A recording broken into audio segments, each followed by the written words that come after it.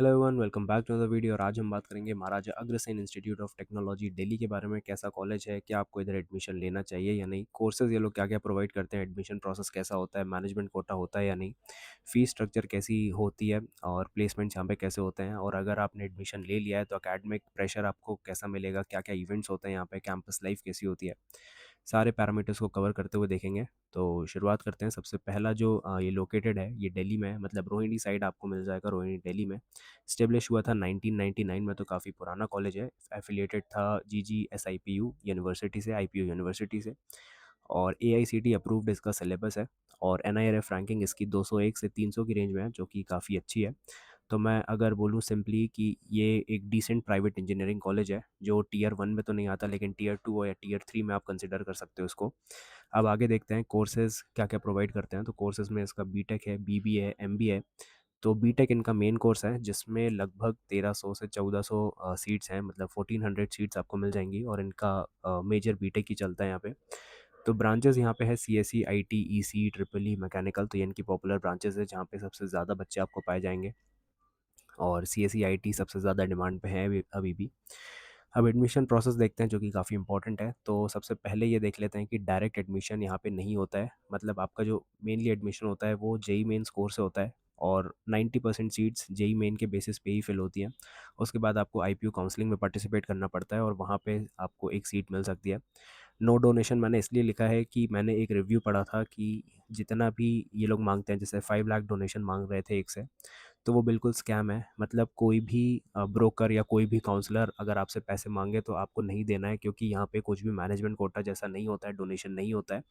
आपको सिर्फ official counselling के थ्रू ही एडमिशन मिलेगा और वहीं से आपको उसको कंसिडर करना चाहिए। यहाँ पे कुछ भी डोनेशन जैसा नहीं होता, कुछ भी मैनेजमेंट कोटा जैसा नहीं होता। अब देखते हैं फ़ीस स्ट्रक्चर। तो अप्रॉक्स फ़ीस इसकी फर्स्ट ईयर की 1.86 लाख है। और टोटल बीटेक आपको 7 से 7.5 लाख तक पड़ जाएगा।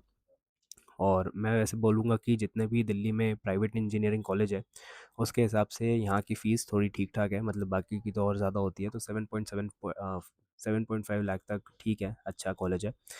फिर देखते हैं प्लेसमेंट्स, जो कि सबसे इंपॉर्टेंट पार्ट है, लोग इस पे रिलाई करते हैं। तो प्लेसमेंट्स देख लेते हैं। तो यहाँ पे ऑफिशियल डेटा मैंने बताया कि हाईएस्ट पैकेज 64 LPA तक जा रहा है।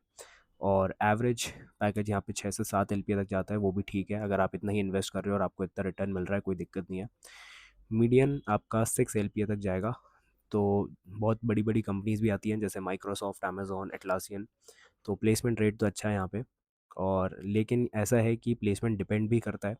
कुछ के लिए अच्छा होता है, कुछ के लिए बेकार होता है। मतलब CSE IT के लिए यहाँ पे अच्छे चांसेस है कि आपको एक अच्छा प्लेसमेंट मिल जाएगा। लेकिन कोर ब्रांचेस में मैकेनिकल, सिविल के लिए यहाँ पे एवरेज पैकेज है, लो पैकेज यहाँ आपको मिलते हैं। तो प्लेसमेंट उतना अच्छा नहीं है उन लोग के लिए। अब देखते हैं एकेडमिक प्रेशर आपको कैसा मिलता है। तो IPU का सिलेबस चलता है यहाँ पे, और लेकिन थोड़ा आउटडेटेड है। मतलब जितना भी IPU पढ़ाता है सिलेबस, तो जो अभी चल रहा है AI वेआई वो सब नहीं है उसमें। जो पहले से सिलेबस चला आ रहा है वही पढ़ा रहे हैं। अटेंडेंस यहाँ पे स्ट्रिक्ट होती है, मतलब 75% आपको अटेंडेंस मेंटेन करनी पड़ेगी, तभी आपको एग्ज़ाम में बैठने देंगे। मॉडरेट एग्ज़ाम्स होते हैं, मतलब यहाँ पे आप पास करने लायक एग्ज़ाम में मिल जाएगा आपको, तो पढ़ाई अच्छी हो जाएगी। और स्पेशली मैं बोलूँगा EC और ट्रिपल ई जो ब्रांच है वो थोड़ी टफ ब्रांचेस पड़ जाती हैं, लेकिन एकेडमिक प्रेशर बहुत मॉडरेट है। मतलब ज़्यादा भी नहीं मिलेगा, कम भी नहीं मिलेगा। फिर बात करते हैं कैंपस लाइफ की। तो प्रोज देख लेते हैं कि क्या क्या कैंपस लाइफ अच्छी है। तो आपको एक तो दिल्ली का एक्सपोजर मिलेगा, बीच में है सिटी में। तो दिल्ली का एक्सपोजर आपको एक अच्छा मिल सकता है। यहाँ पे कोडिंग कल्चर डिसेंट है, मतलब यहाँ पे आपको ऐसे लोग मिल जाएंगे जो कोडिंग कर रहे होंगे और अपना कुछ ग्रो कर रहे होंगे बैठे बैठे। और क्लब्स एंड फेस्ट आपको मिल जाएंगे, बहुत सारे फेस्ट होते रहते हैं, क्लब्स भी हैं जिसको ज्वाइन कर सकते हो, अपना अपस्किलिंग कर सकते हो। लेकिन मैं ये बोलूँगा कि एवरेज कैंपस साइज़ है, मतलब कैंपस साइज़ थोड़ा छोटा है, क्योंकि यहाँ पे ये सिटी के अंदर है। तो थोड़ा सा कैंपस साइज़ कम है, यहाँ पे एवरेज है। और लिमिटेड हॉस्टल है, मतलब हॉस्टल बहुत ज़्यादा नहीं है जिसमें आप ले सकते हो। फिर आपको भी यहाँ तो PG या फिर कहीं बाहर रहना पड़ेगा। और हाई कंपटीशन है, कंपटीशन काफ़ी हाई है। और फिर हम बात करेंगे प्रोज एंड कॉन्स की। तो सबसे पहले प्रोज देख लेते हैं। प्रोज में ये है कि दिल्ली लोकेशन है, जैसे मैंने पहले भी बताया था, एक बड़ा एडवांटेज है अगर आप दिल्ली लोकेशन में रहते हो तो। दूसरी चीज़, यहाँ पे डिसेंट क्राउड आता है, मतलब जितने भी IPU कॉलेजेस हैं उसमें डिसेंट क्राउड आता है, एक अच्छा क्राउड आता है, जिसमें कि ज़्यादा स्कोर मेंटेन किया होगा जिसने JEE में। यहाँ पे प्लेसमेंट ओकेइश है, मतलब मैंने इसलिए नहीं बोला क्योंकि जो एवरेज प्लेसमेंट ये लोग बता रहे हैं वो सबको नहीं मिल रहा है। प्लेसमेंट थोड़ा कम होता है लेकिन ठीक है, एवरेज है। और फीस रीज़नेबल है, जितना मैंने बताया कि दिल्ली के जो बाकी प्राइवेट इंजीनियरिंग कॉलेजेस उसमें उसके हिसाब से यहाँ पे जो फ़ीस है वो रीज़नेबल है। कॉन्स की बात करेंगे तो यहाँ पे टियर वन लेवल का कॉलेज नहीं है, मतलब जैसे DTU है, NSUT है, तो उसके हिसाब से ये टियर वन नहीं है, ये उसके नीचे ही आता है। और कोर ब्रांच का मैंने पहले ही बताया था, कोर ब्रांच के प्लेसमेंट्स थोड़े से वीक हैं, मतलब as compare to CSE IT के जितने भी प्लेसमेंट है वो ज़्यादा होते हैं। और कैंपस लाइफ आपको एवरेज ही मिलेगी, आपको थोड़ा बाहर एक्सप्लोर करना पड़ेगा दिल्ली को, तो आप एक अच्छी लाइफ जी सकते हो।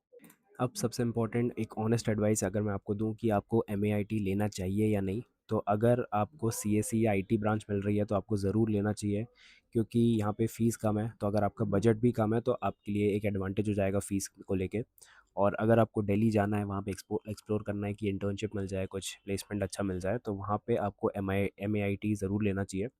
लेकिन अगर आपको कोर ब्रांच मिल रही है और आपके पास कुछ बेटर ऑप्शन नहीं है, जैसे DTU है, NSUT है, तो हमेशा आपको अवॉइड करना चाहिए, क्योंकि यहाँ का जितना भी प्लेसमेंट है कोर ब्रांच में वो अच्छा नहीं है। उससे तो बेटर है अगर CSE IT मिल रहा है तो वो ज़्यादा लेना सही रहेगा। उसके बाद भी मैं बोलूँगा कि अगर आपको CSE IT मिल भी रहा है तो आपको स्किल्स तो डेवलप करनी ही पड़ेंगी। आपको कोडिंग सीखनी पड़ेगी, कि क्योंकि तभी आपको प्लेसमेंट मिलेगा। ऐसे नहीं होता है कि अगर आपको सिर्फ CSE ब्रांच मिल गई तो उससे प्लेसमेंट नहीं मिलता है। तो आपको कोडिंग सीखनी पड़ेगी, इंटर्नशिप्स करनी पड़ेंगी, प्रोजेक्ट्स बनाने पड़ेंगे, तभी अच्छा प्लेसमेंट मिल पाएगा। तो ऐसी अगर कुछ डाउट्स हो तो कमेंट्स बताना, कोशिश करूँगा मैं रिज़ॉल्व कर दूँगा। Thank you.